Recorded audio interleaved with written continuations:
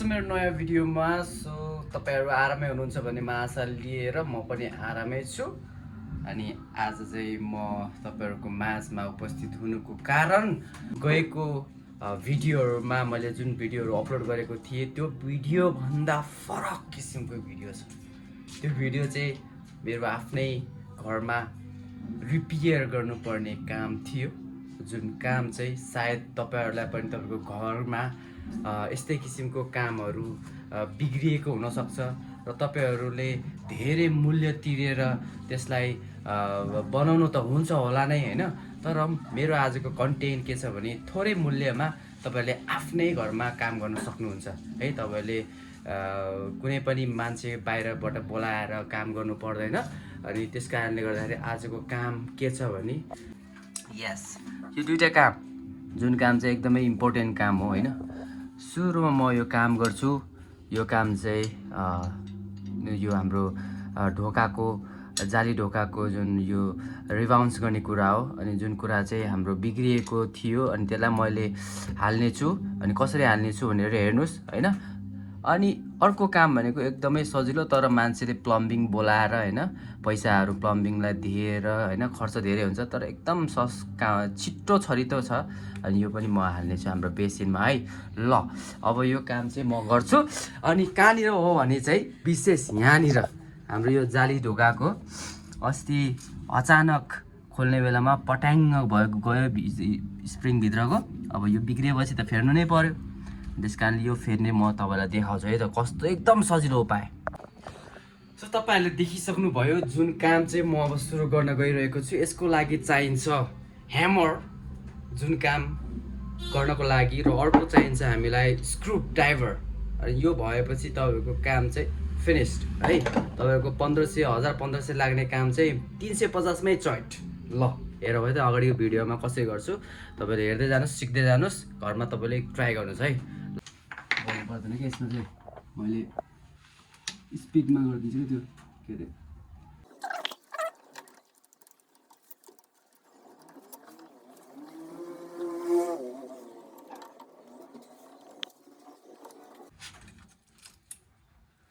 यस यो चाहिँ बिग्रेको छ हैन।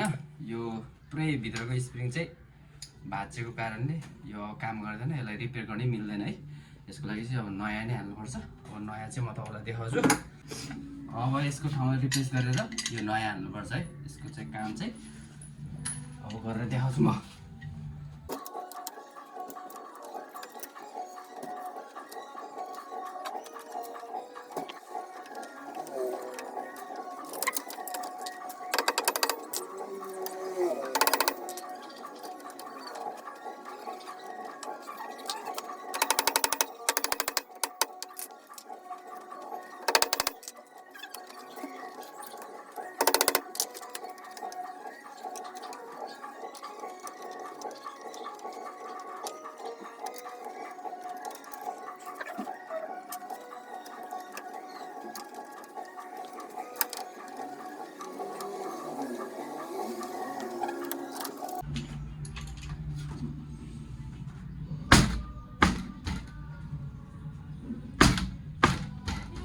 ल फाइनली गाइज काम कम्प्लिट।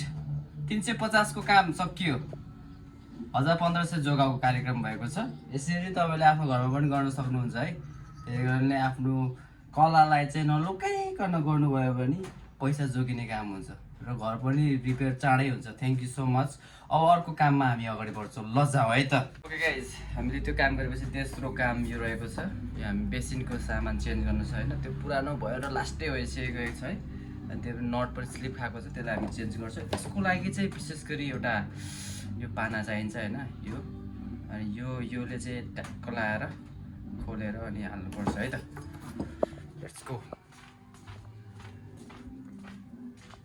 ल यो चाहिँ पहिला सुरुमा हामी यहाँ यसको माल सामान चेन्ज गर्नुपर्छ है।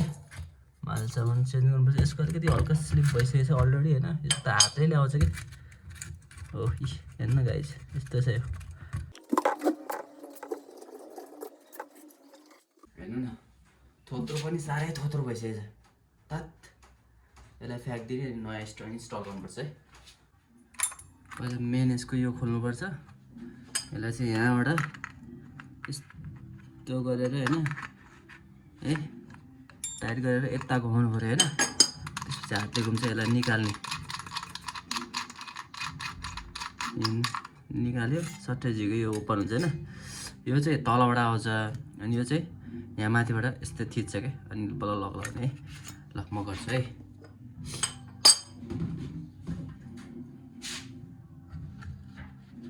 यस्तरी है गाइज साथीहरू यसरी गर्ने। ल अनि यसलाई यसो सरर घुमाउने।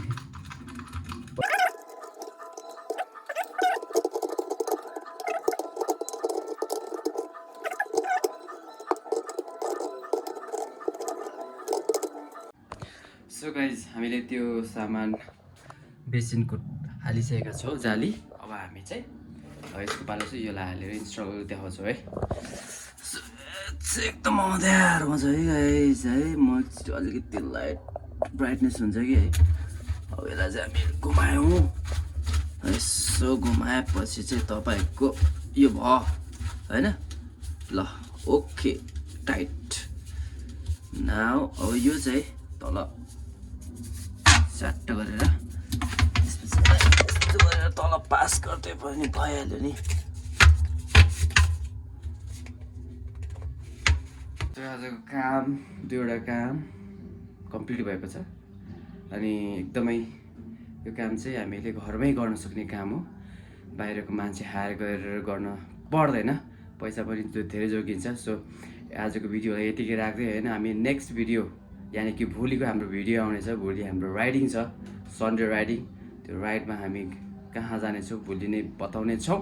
एकदमै स्पेसल हुनेछ र तपाईँले भोलिको भिडियोलाई पनि हेर्नुहोला। र अनि हाम्रो भिडियोलाई मन पराउनु भएको छ भने don't forget to like share and comment है त। यस्तै मेरो जीवनमा हुने कुनै नयाँ नयाँ कुराहरू चाहिँ हामी सेयर गर्नेछौँ। Thank you so much. आरामै हुनुहोला, सन्चै हुनुहोला, खुसी हुनुहोला। Thank you, by.